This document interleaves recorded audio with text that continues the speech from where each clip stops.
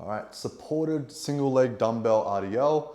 Now you can use a wall, a bench, anything really to hold on for support. It doesn't really matter. And in terms of weight, here I'm using a dumbbell, but you can also use a kettlebell. It doesn't really matter. Whatever's easier to hold, whatever equipment you have available. So if I'm working my left leg to begin with, I'm gonna hold the weight in my right hand. I'm gonna be using the support in my left hand. So whichever leg I'm working is the same arm I'm gonna be using for support.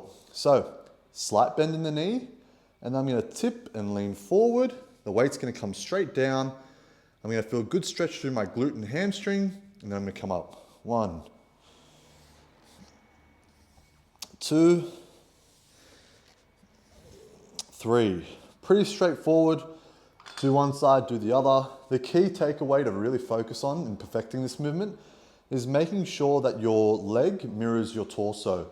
A common mistake people will make is their leg will sort of just hover here, and then they'll just sort of bend through the chest.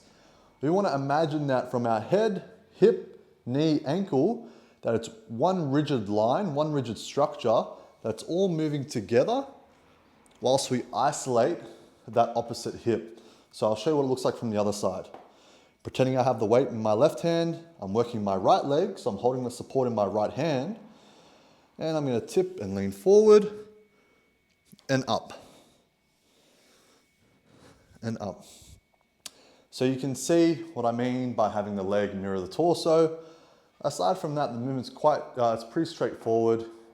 If done correctly, like I said, glute and hamstring, you should feel it working. In terms of weight distribution, you should feel predominantly on your heel to midfoot, around that area. Other than that, focus on control, going all the way until your torso is horizontal with the ground. Don't use any momentum, and it should be pretty simple.